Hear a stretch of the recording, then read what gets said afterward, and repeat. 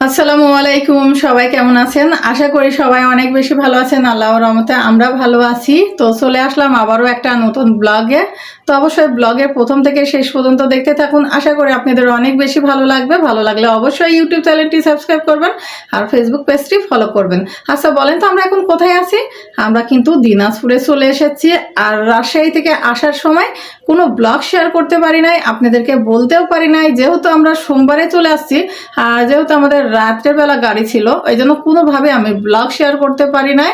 এই জন্য বাসায় আসার পরে যেহেতু সারা রাত জায়গায় আমরা গাড়িতে এসেছি আর ঠান্ডা লেগে গিয়েছিল, শরীরটাও খুব খারাপ হয়ে গেছিলো, ওই জন্য কোনো ব্লগও শেয়ার করতে পারিনি। তো আজকে যেহেতু আজকে শুক্রবার, তো আজকে বাসায় আসি আর ভাবলাম যে শরীরটাও একটু ভালো লাগলো, তো ভাবলাম যে একটু ব্লগ শেয়ার করাই যায় আপনাদের সাথে, যেহেতু প্রতিদিন আপনাদের সঙ্গে তো ভিডিও শেয়ার করি।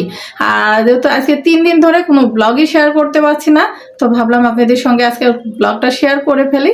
আর ব্লগটি কেমন লাগছে অবশ্যই কমেন্ট করে জানাবেন। আচ্ছা বলেন তো আমাদের রাজশাহীর ব্লগটা আপনাদের বেশি ভালো লেগেছে না দিনাজপুরের ব্লগটি বেশি ভালো লেগেছে? অবশ্যই সবাই কমেন্ট করে জানাবেন তো আপনাদের কোন ব্লগটা বেশি ভালো লাগছে, অবশ্যই জানাবেন। আর যেহেতু আমরা শীতের জন্য তাড়াতাড়ি চলে আসছি আর শীতের কাপড় চোপড় যেহেতু নিয়ে যাই না, আর ওটা হলো নতুন বাসা, এই কারণে আমরা খুব তাড়াতাড়ি চলে আসছি। আবারও যাব কিছুদিন পরে, সে ব্লগগুলো আপনাদের সঙ্গে দেখাবো। কেমন লাগবে অবশ্যই সেটা কিন্তু কমেন্ট করে জানাবেন। তো যাই হোক, আজকে কি করলাম না করলাম সেটাই আপনাদের সঙ্গে আজকে শেয়ার করা যাক। সঙ্গে থাকুন আর দেখতে থাকুন, আশা করি আপনাদের অনেক বেশি ভালো লাগবে। আর ভালো লাগলে অবশ্যই আমার ইউটিউব চ্যানেলটি সাবস্ক্রাইব করবেন আর অল বাটনটা অবশ্যই প্রেস করবেন, যেন সব নোটিফিকেশন পেয়ে যাবেন ভিডিও ছাড়লে সবার আগে।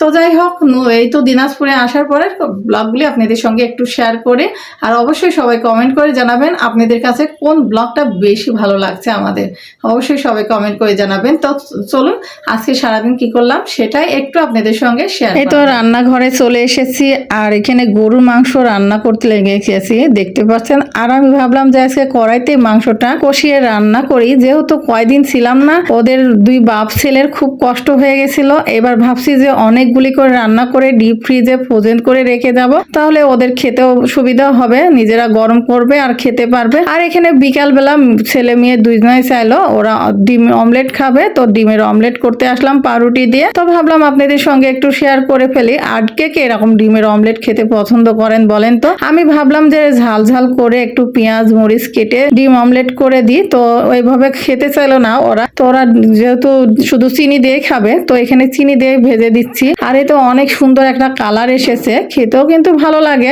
যাই হোক, যারা মিষ্টি পছন্দ করেন তাদের জন্য অনেক ভালো। তো যাই হোক, এই যে এখানে ভেজে নেওয়া হয়ে গেছে আর উঠিয়ে নিলাম। আরো কয়েক পিস আছে, সেগুলি ভেজে নিব। নেওয়ার পরে তারপরে একটু ডাল বড়া খেতে মন চেয়েছিল, সেটাও করব। তো ভাবলাম যে আপনাদের সঙ্গে সেটাও শেয়ার করে ফেলে। আর এটা এখন ভাজতে ভাজতে কি অবস্থা, আমার থেকে কিন্তু ভেঙে গেল, ডিম লাগাইতে যায় নরম হয়ে গেছে আর ভেঙে গেছে। আর যেহেতু এখানে ভাজা হয়ে গেল, এখন এই যে এখানে ডাল মসুরের ডালটা বেটে নিয়েছি, আদা কুচি করে নিয়েছি, পেঁয়াজ কুচি করে নিয়েছি, কাঁচা মরিচ বেটে নিয়েছি, 2টা রসুনও থেতলিয়ে দিয়েছি। আর এখানে লবণ আর হলুদ দিয়ে ভালো করে এখন মেখে নিচ্ছি যে ডাল বড়াটা ভেজে নিই। তো আপনাদের কাছে কেমন লাগলো অবশ্যই কমেন্ট করবেন তো। আর কে কে এরকম বড়া খেতে পছন্দ করেন? গরম ভাতের সঙ্গে কিন্তু খেতে আমার কাছে দুর্দান্ত লাগে। আপনাদের কেমন লাগে অবশ্যই কমেন্ট করে জানাবেন। আর আমরা বিকালবেলা ভাবলাম চা খাবো, চার সঙ্গে খাওয়া যায়। যাই হোক, এ তো ভেজে নিলাম। আর যেহেতু ডিম অমলেট বানানো হলো, সেটাও খাওয়া হবে, তো এটা ভেজে নিলাম। আর বিকেল বেলা খাওয়া হবে বিকালের আড্ডা। তো এই তো আজকের ভিডিও এই পর্যন্তই ছিল। আপনাদের কাছে কেমন লেগেছে সেটা অবশ্যই কমেন্ট করে জানাবেন। যারা এখনো পর্যন্ত আমার ইউটিউব চ্যানেলটি সাবস্ক্রাইব করেননি, অবশ্যই ইউটিউব চ্যানেলটি সাবস্ক্রাইব করবেন, ফেসবুক পেজটি ফলো করে পাশে থাকবেন। এখনকার মতো বিদায় নিব, সে পর্যন্ত সবাই ভালো থাকবেন, সুস্থ থাকবেন। আর আমার ফ্যামিলির জন্য দোয়া করবেন, আমার জন্য দোয়া করবেন। আল্লাহ হাফেজ, আসসালামু আলাইকুম।